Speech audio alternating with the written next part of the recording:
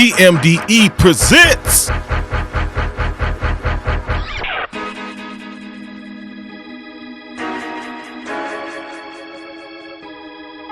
the 2022 Super Bowl, the LA Rams versus the Cincinnati Bengals.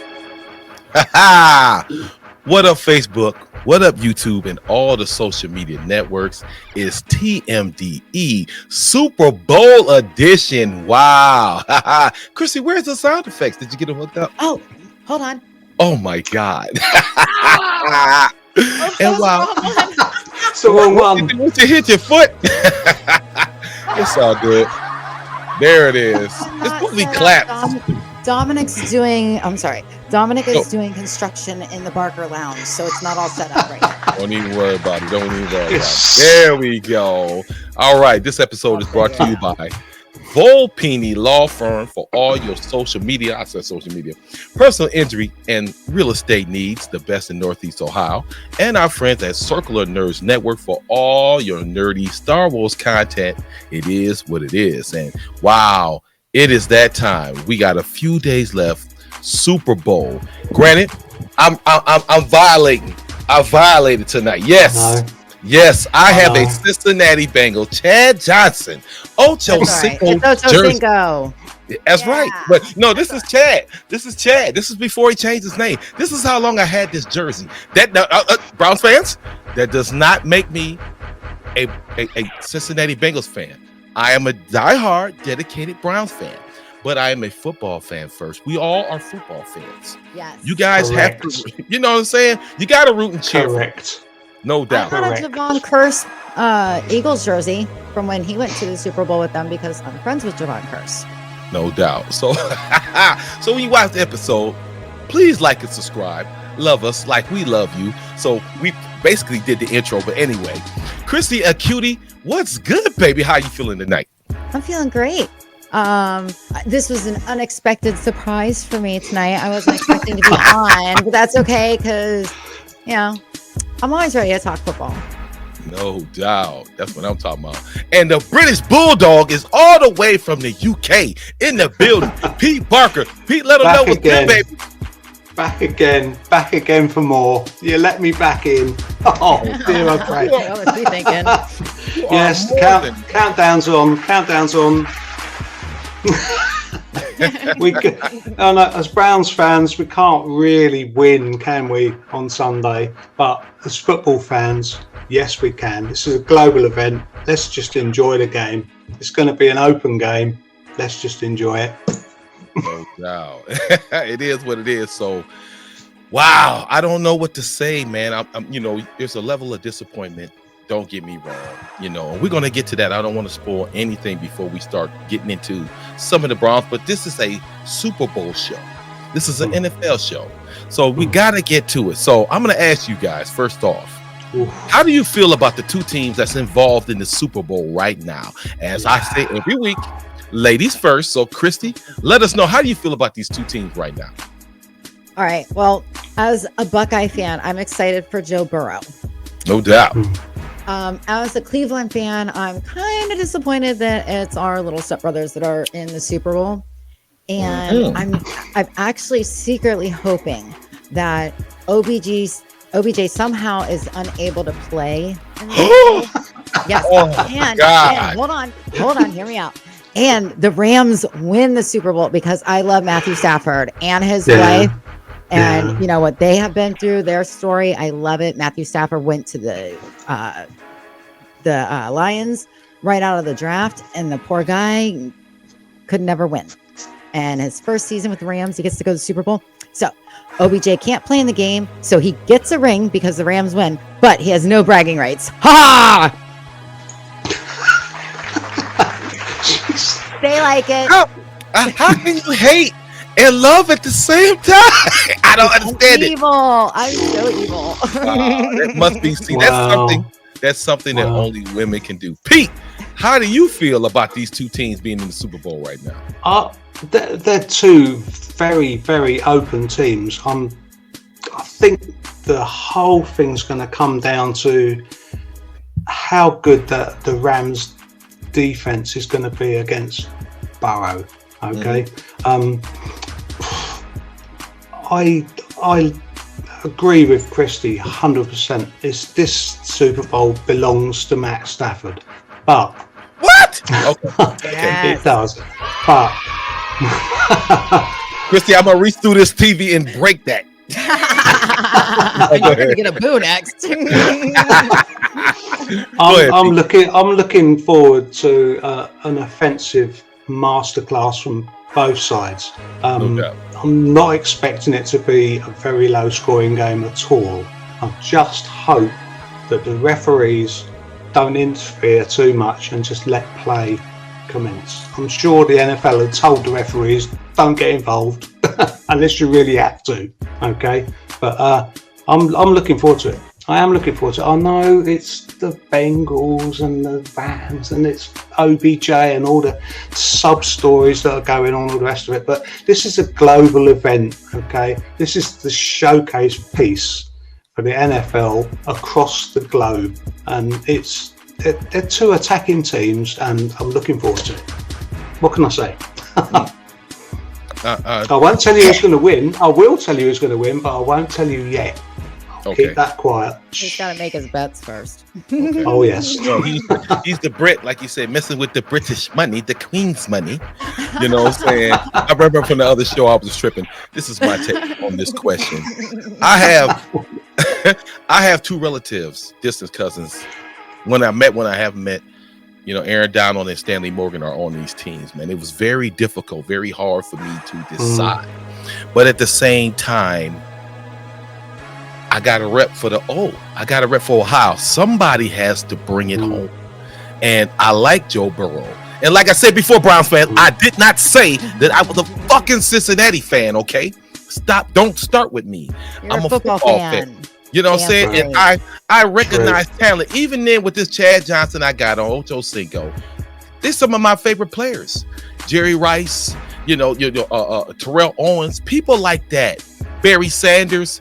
I love it. Thank you. Don't forget Icky Woods. Don't forget the shuffle. That's legend. That's legendary. Yeah, they got their ass whooped. The 49ers had their ass. You know what I'm saying? But it's difficult. It was a very difficult choice for me. But at the same time, like I said, I got to represent for Ohio. Somebody got to bring it home. True. The AFC, and I said it on other posts, the AFC has, to me, some of the best QBs right now. And I'm going to keep it short for the Browns. I don't see how Baker Mayfield can compete on the level with these guys right now. I just don't see it. And I'm not giving up. We're not giving up. We're Browns fans. We die hard. We're not giving up. But somewhere we have to use a little common sense and realize what we really have behind center. That's all I'm saying. People are getting all excited because Aaron Rodgers was in Cleveland. Oh my God. Yes. He's probably there for the basketball tournament. I mean, like, come on. He's not. He's catching a flight over to Pittsburgh. Everybody knows that. Ridiculous. He's going to Pittsburgh. Don't say that. Don't say that. I might have to unscreen your ass right now. Oh, they don't like that. No, they don't. We don't. No. It's just we've got Mayfield. We've one him back fit. We've got the best running back 1-2-3 combo in the whole of the league. He doesn't have to keep throwing the ball all the time. There you go. So, like I said, we're getting on. This is Run the rock. Run the rock. Okay, Browns fans, you heard that. Yeah, we're off subject. Got to get back to the Super Bowl. So I want to ask you guys about the halftime show. And usually this is like the cliche thing. You have the great commercials, the Snickers commercials, the Nike commercials, the Mountain Dew commercials. How do you feel about the halftime show with Dr. Dre, Kendrick Lamar, Mary J. Eminem, Mary J. Oh my God, it's gonna be this is gonna be right up there with Prince. Okay, so let me get the Pete on this because Pete is overseas. Pete, what is that representation of hip hop and R&B? What is that? How do you guys feel? Do you guys love it or what's going on? You're kidding me? Oh, I cannot wait. This is going to be the best part of the whole Super Bowl. I cannot wait. Okay, we had Diana Ross. We've had Michael Jackson. All the best one that I ever saw was the Black Eyed Peas, the halftime show. Superb. Okay. But this one here now, these guys in LA performing. Gee whiz, mate. I'm going to absolutely record this and play it time and time again. We are up for this in the UK. Big time. Big time. Heard that. Christy, how do you feel about the halftime show? Oh, man. I'm going to be at my sister's, and it's so... I should go live in BFO because it would be so funny, so much white girl dancing. But, oh, my gosh. Do white girls twerk hard? Do they twerk? I don't know if she does twerk or not. Okay. We haven't been clubbing since twerking has been around, but you know, but not too close to that pool, I hope. Wow. Yeah, we'll stay away from the pool. We will be watching the Super Bowl outside though, but oh man, I am so excited about the halftime show. I mean, like, because we don't have any skin in the game, it is definitely commercials and halftime show for me this year. No doubt. Yeah, totally stoked. Yeah, it's gonna be epic. It's gonna be 1996 again. No doubt. 96. Wow.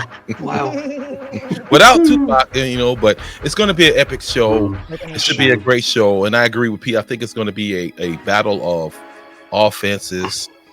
Defensively, I feel like Matt Stafford, he's thrown a lot of picks lately.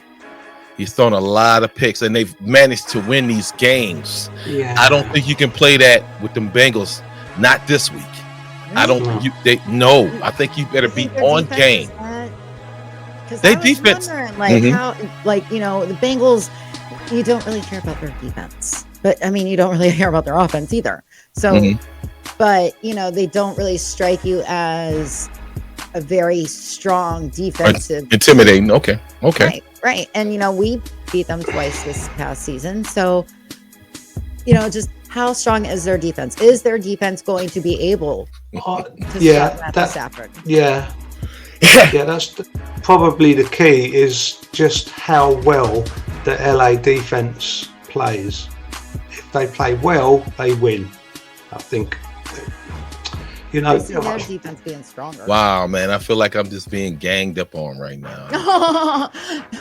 No, it's all good. It is good. I told you earlier, Marcus, I ain't getting mad at you tonight. I love you. It is what it is, though. I mean, before I knew I was coming on. That is my fault.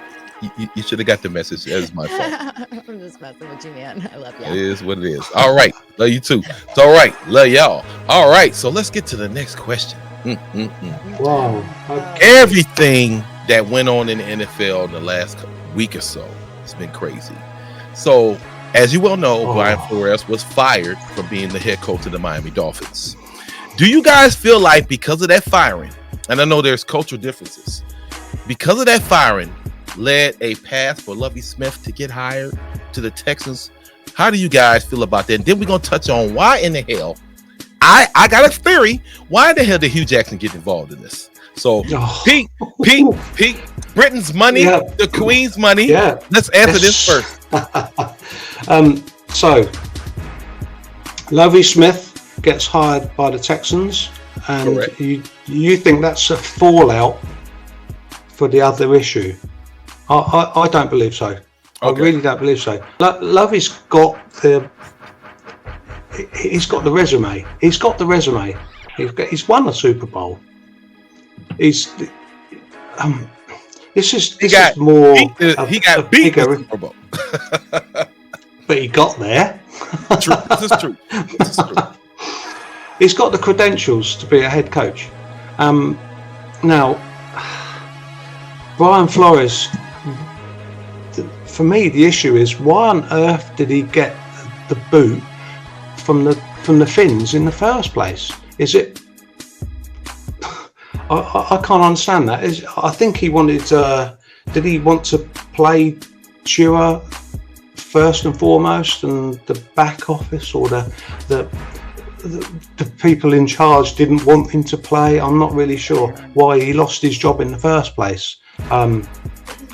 But to say that Lovey got in because of the fallout is wrong. Is wrong. His credentials stand up. He stacks up. And let me say something as well. The man has got the most magnificent beard you've ever seen in your life.